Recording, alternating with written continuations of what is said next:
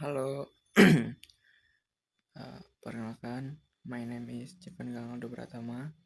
I'm grade 12 science. Today I will uh, tell about my story. Yeah, first of all, um, humans were created by God with reason and intellect and given a decent life. However, in today's world, life is highly dependent on economic and financial condition. Money has become essential for meeting needs and determining life choice. However, making choice is not always easy, especially with the increasingly powerful influence of digital media. So, we must be wise in using money and not really rely on external influence. Money is not only a tool for living, but also a learning tool for decision making. Yeah. Mistake in managing money, such as being wasteful and not saving, can have detrimental consequence. Therefore, it is important to control our mindset and habits to be more wise in using money. Dan ya, ini this my story. Jadi aku tuh punya habit. Jadi habitku tuh suka buang-buang uang, bukan buang-buang uang. Jadi kayak when I have money, ya I feel like a king. Uh, I feel kayak bisa beli semuanya, buy anything yang I want, yang aku mau. Jadi kayak buang-buang uang gitu. Jadi nggak bisa memanage uang itu dengan baik gitu. Apalagi di zaman sekarang Gen Z ini kan pola-pola pikir kayak gitu, mindset-mindset yang kayak gitu tuh kayak salah gitu. Jadi ini tuh storyku ini udah berlangsung lama. Aku udah kurang lebih ya selama SMA inilah di high school ini ngerasa oh ternyata habitku yang kayak gini tuh salah banget. Terus juga habitku yang kayak gini tuh benar-benar ngerusak uh, diri aku sendiri dan benar-benar ngerusak apa sih kayak wah lifeku tuh hidupku tuh kayak jadi hancur, kayak jadi berantakan, kayak bukan kayak jadi orang yang growing gitu, tapi jadi orang yang nggak growing, yang nggak bertumbuh apalagi dalam manage uang.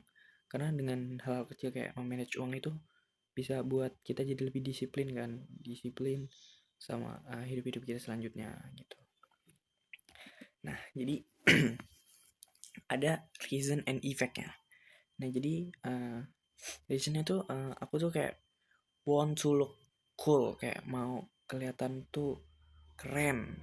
Kalau misal punya uang bisa buy, bisa sell, ya intinya bisa beli, bisa jual, bisa beli, bisa jual. Jadi kayak kelihatan keren, kayak punya bisnis yang apa ya, dari barang-barang itulah. Nah, terus efeknya nih, this effect or impact has a very big influence on my life.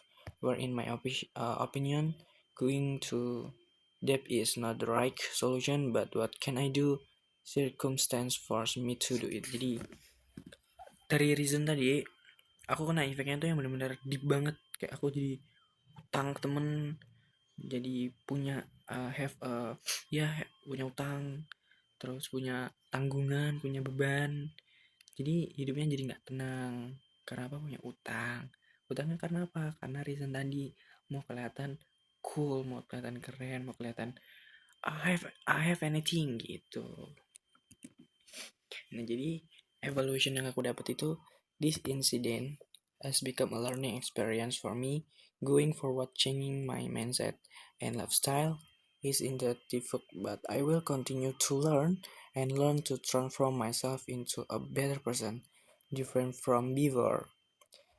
Jadi aku mau berubah dari kehidupanku yang selanjutnya dan ingin menjadi orang yang lebih baik lagi ke depannya. Dari kejadian ini has had a significant impact. Jadi apa ya, kayak dampak yang benar-benar kena banget lah, as it continues to shape me into a better person going forward. Using this incident as a learning experience, kayak jadi pengalaman is on way I can grow dari situasi ini bertumbuh. Emang bukan hal yang mudah, it's not easy, but this is what learning is all about, continually correcting mistake for a purpose. Oke, jadi reflection yang aku dapat ya. If learned that having money doesn't mean you can use it for anything, money is important, but if not managed wisely, it can actually cause problem. I once ran out of money because I spent it on non-essential, leaving me struggling when I need something urgently. From that experience, I realized my mistake and resolved to manage my money better to avoid repenting.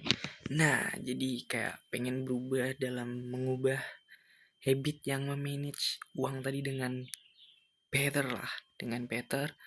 Terus juga jadi better person juga, terus juga habit-habit yang kayak gitu ditinggalin, terus keluar dari zona nyaman, terus uh, try dengan hal-hal yang new, yang baru gitu. Oke, mungkin itu sedikit dari my story. Yeah, thank you, see you all. Hello, good morning, Miss Shirley, and hello all. Introduce myself. My name is Asyara Raisandi.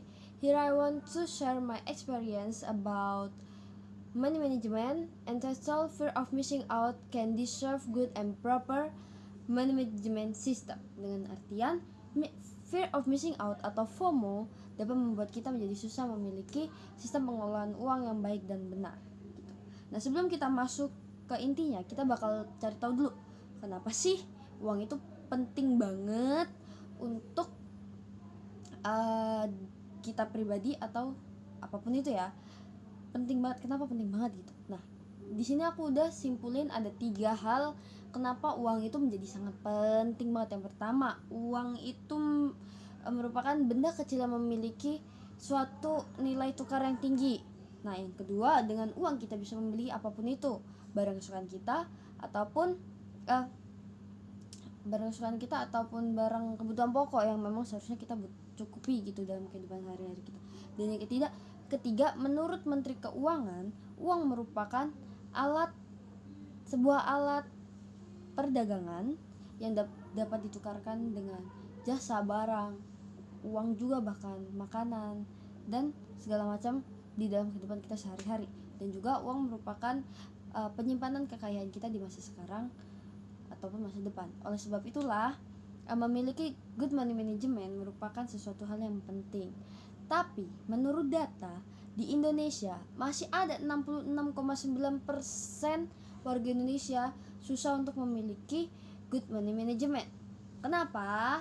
Alasan yang pertama karena rasa konsumtifnya tinggi banget. Kayak misal si A ini nih baru beli mobil Tesla keluaran terbaru, mobil listrik Tesla keluaran terbaru. Nah, si B melihat, nah si B ini gimana caranya harus bisa beli itu juga biar merasa setara gitu.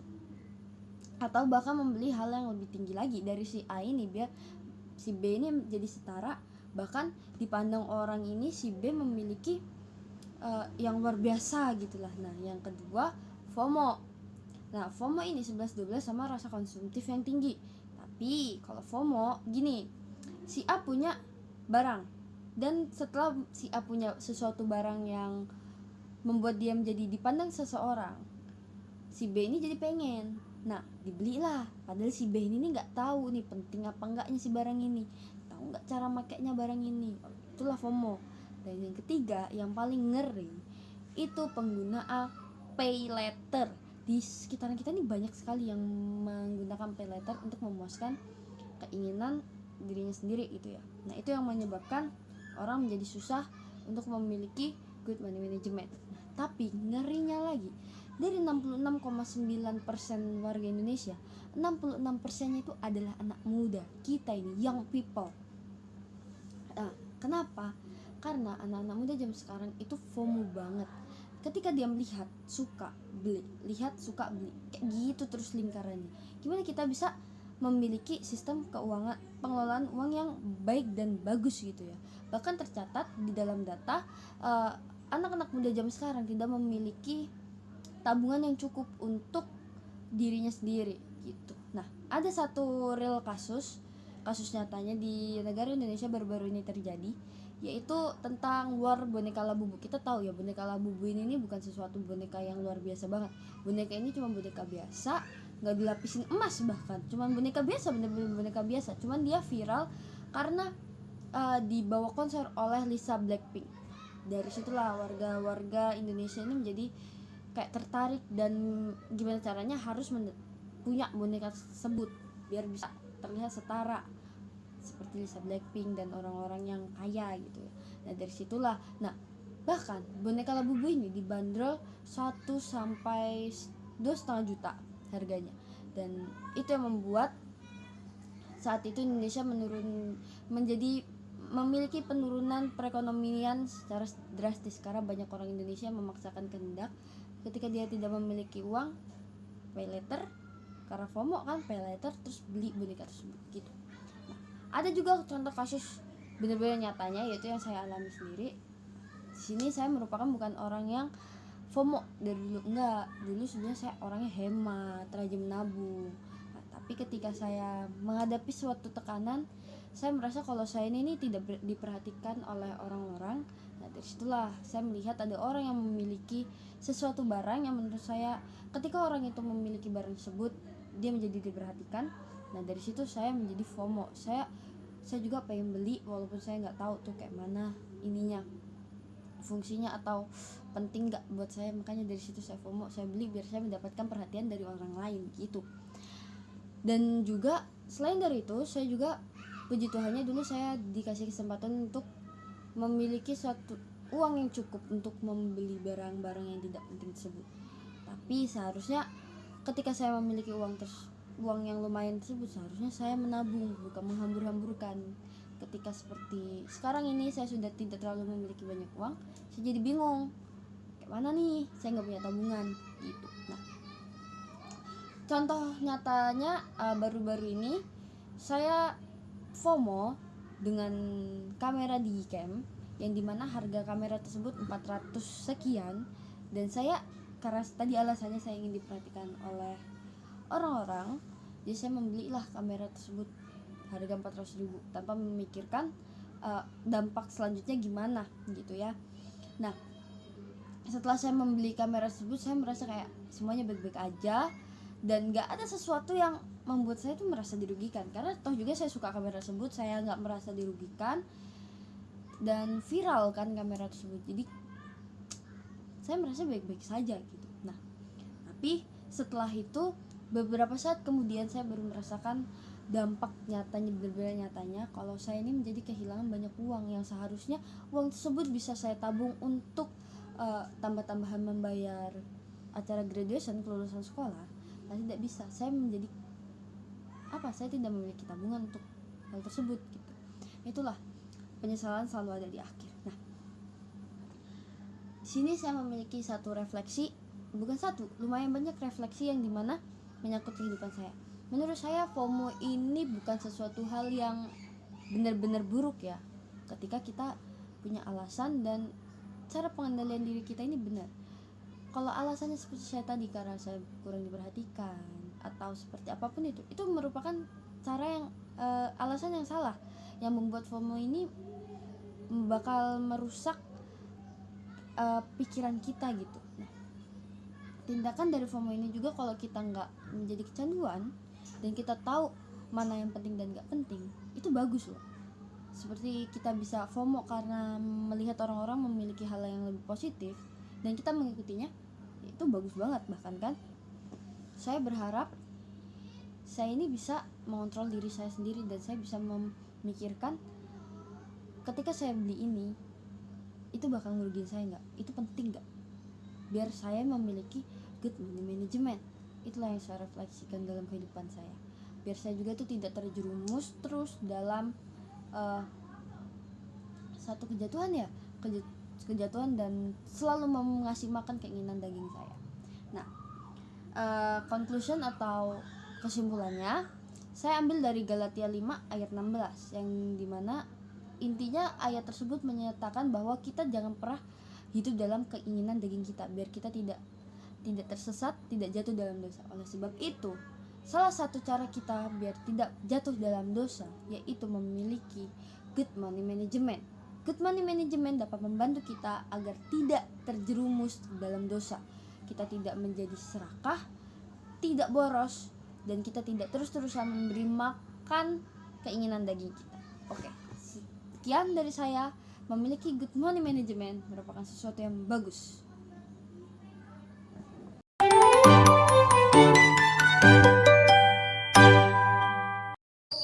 Hello everyone, good afternoon. My name is Cynthia Feriska Gunaryadi and I'm from grade 12 science. Today I will presenting about my English paper. My topic is life decision and my title is Today Choose Determine Your Future. I will tell you about my experience how to make decision. Introduction. Life is a journey that is never separate from choice. Every day humans are faced with various decisions that consciously or unconsciously shape the direction of their life. The choice can be simple things such as deciding what activities to do, how to use them, or what to learn. However, on the other hand, there are also big choices that have long-term impacts, such as deciding on education, career, social relationship, and future life goals. Every choice, no matter how small, play a role shaping a person's future. Jadi setiap harinya manusia itu selalu menghadapi suatu pilihan, baik yang besar maupun yang kecil. Nah, pilihan yang mereka ambil ini akan berdampak dalam jangka waktu yang sangatlah panjang. Pilihan yang diambil oleh seseorang itu mencerminkan nilai-nilai, tujuan, dan keinginan dari setiap orang. Nah, biasanya setiap individu itu memiliki kebebasan untuk menentukan jalan hidupnya sendiri. Dan kebebasan ini menjadi bagian penting dalam suatu perjalanan hidup mereka. Dan ini membuat pilihan dapat membuat seseorang dapat mengenal dirinya sendiri secara lebih dalam dan memahami apa yang menjadi suatu prioritas serta menentukan arah perkembangan dirinya. Nah, dengan menentukan pilihan, kita dapat membentuk suatu identitas dan juga karakter di dalam diri kita. Nah, selain itu, hidup juga adalah merupakan proses untuk bertumbuh dan berkembang.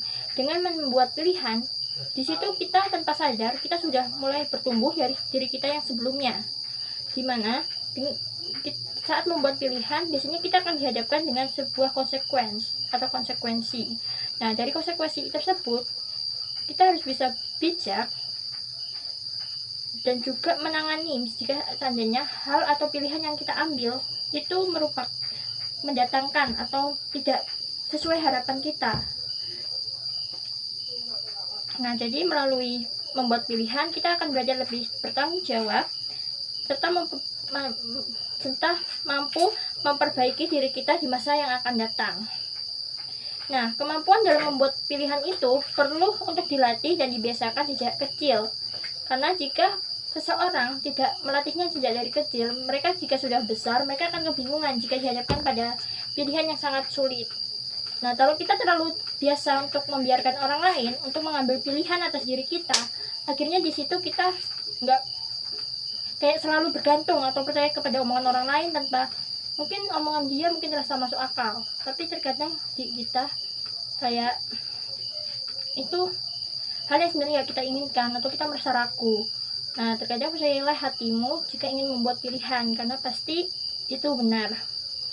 Nah, pada akhirnya pilihan yang kita ambil pada hari ini itu akan menentukan seperti apa masa depan yang akan kita jalani. Dengan memahami pentingnya membuat keputusan secara bijak, serta belajar dari adanya pengalaman kita dalam membuat suatu keputusan, hal ini dapat membuat kita memiliki keberanian untuk dapat menentukan jalan hidup kita sendiri tanpa adanya campur tangan atau ucapan orang lain atau arahan mereka. Nah, seseorang itu dapat membangun kehidupan yang lebih bermakna dan juga terarah. Nah, boleh aja kita mendengarkan masukan mereka jika kita merasa kayak hal itu sesuai dengan kita. Tapi kalau kita merasa hal itu tidak sesuai, kita mending menentukan arah hidup atau jalan yang ingin kita tempuh sendiri. The purpose of this video presentation is to describe the importance of choice in life and explain how the decision a person makes can affect their future through to my personal experience. Nah, jadi di video ini saya akan menceritakan tentang sebuah pengalaman yang saya alami tentang membuat suatu pilihan di dalam hidup atau life decision yang tadi. Jadi kita lanjut ke cerita atau pengalaman pribadi yang pernah aku alami. Jadi hal ini terjadi pada saat aku berada di bangku kelas 5 SD atau mau kenaikan kelas 6. Nah, jadi pada saat kelas 5 itu, jujur aku dihadapi suatu pilihan banget yang sangat susah. Jadi pada saat itu aku harus tetap memilih untuk apakah aku akan tetap tinggal di Gresik Surabaya ataukah ikut untuk mama pergi ke Lampung.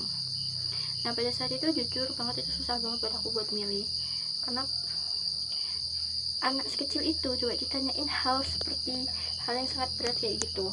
Nah, tapi aku sebenarnya sudah tahu kenapa alasan tersebut, dan itu sudah dibicarakan sejak lama, jadi bukan langsung mendadak atau tergesa-gesa seperti itu. Nah, jadi saat aku mengetahui hal tersebut, aku coba untuk mikir dan memikirkannya secara matang. Aku tidak tergesa-gesa dalam menentukan suatu pilihan, karena hal itu bakal menyangkut kehidupanku setelahnya dong. Nah, jadi pada saat itu, saat udah mulai masuk libur semester atau naik ke kelas 6, nah di situ udah harus mulai menentukan anak akan pergi pada saat itu. Dan pada saat itu saya sudah mulai membuat suatu keputusan bahwa saya akan ikut untuk pergi ke Lampung. Nah, kenapa? Nah, hal itu tentu ada alasannya dong, tapi aku mau cerita dulu sedikit tentang perjalanan menuju ke Lampung. Nah, jadi pada saat liburan kelas 6 itu, mamaku udah menelepon saudaranya yang ada di Lampung, dan akhirnya saudaranya ini datang ke Surabaya atau ke Gresik ini tempat tinggal kami, dan kemudian mereka nginep dulu semalam karena waktu sampai kan udah malam tuh. Nah, habis itu waktu udah sampai, kita kemudian keesokan harinya baru berangkat. Jadi saudaranya ini akan mengantarkan kita dengan mobil atau menyupiri kita gitu. Nah, jadi pada saat itu kita akhirnya jalan dari Gresik ke Lampung, jujur pakai jalur darat atau mobil. Nah, hal itu lumayan berlangsung secara lama, sekitar 2 hari 2 malam. Nah, selama itu kami berempat orang, aku, mama, adikku, dan juga kakakku, harus melalui perjalanan secara jauh di dalam mobil, dan juga sempit banget pada saat itu. Nah, jadi waktu adanya hal tersebut, dalam perjalanan itu aku nggak bisa banget tidur dengan nyenyak, dan kayak ya sempit lah, mau gimana, soalnya saudaranya itu juga bawa keluarganya. Nah, tapi akhirnya setelah 2 hari 2 malam akhirnya sampai juga di Lampung. Jadi juga aku sebenarnya banyak banget mendapatkan suatu pengalaman yang baru. Nah, pengalaman yang baru itulah yang membuatku, mungkin yang dari dulunya, yang dari Surabaya itu aku nggak pernah kayak keluar, terus akhirnya keluar bisa main, nyoba berbagai hal baru yang belum pernah aku coba. Itu aku merasa kayak jadi lebih bertumbuh. Kenapa aku membuat pilihan tersebut?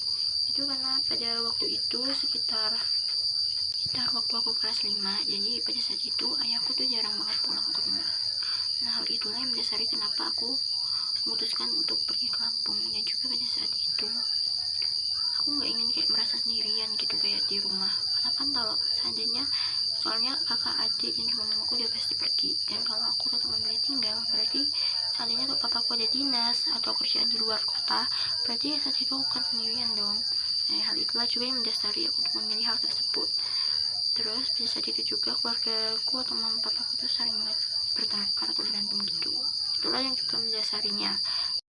Pilihan yang kita ambil pasti selalu ada kayak efek atau dampak atau juga konsekuensi yang kita terima atau dapatkan. Nah, jadi efek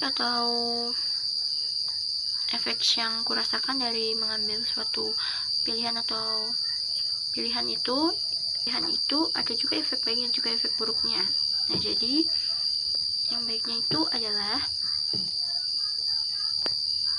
adalah, jadi pada saat itu saya dapat bertemu dengan my grandparents atau kakek dan nenekku dari pihak ibu.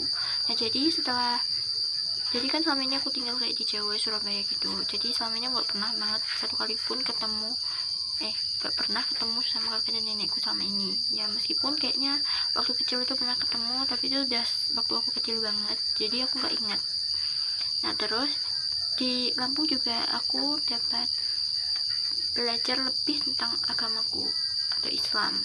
Nah, soalnya pada saat di Surabaya itu aku termasuk sekolahnya tuh di sekolah Katolik, jadinya sana tuh harus ngikutin pelajarannya. Jadinya aku belum paham banget tentang Islam, atau bisa dibilang nggak paham sama sekali. Nah, lalu efek yang ketiga yaitu, nah ini efek buruknya. Jadi selama 6 tahun atau hampir 7 tahunan berada di Lampung, aku hampir sama sekali nggak pernah ketemu ayahku. Conclusion atau kesimpulan dari seluruh cerita atau experienceku itu adalah, nah jadi kesimpulan yang dapat aku ambil dari yang tadi hingga sekarang itu, di setiap hidup kita pasti dihadapkan dengan pilihan baik besar maupun kecil. Tetapi suatu pilihan dalam hidup itu dapat membuat kita menjadi lebih bertumbuh dan juga berkembang. Nah, di dalam hidup kita juga dapat membuat, nah suatu pilihan itu juga dapat membuat kita menjadi lebih tahu apa prioritas, tujuan, dan juga keinginan kita di dalam hidup ini. Ini reflection yang dapat saya sampaikan atau refleksi dari seluruh cerita saya. Nah, mungkin seperti tadi, hidup itu memang selalu dipenuhi banyak banget pilihan. Nah, tapi pilihan yang kita ambil itu dapat menentukan suatu tujuan atau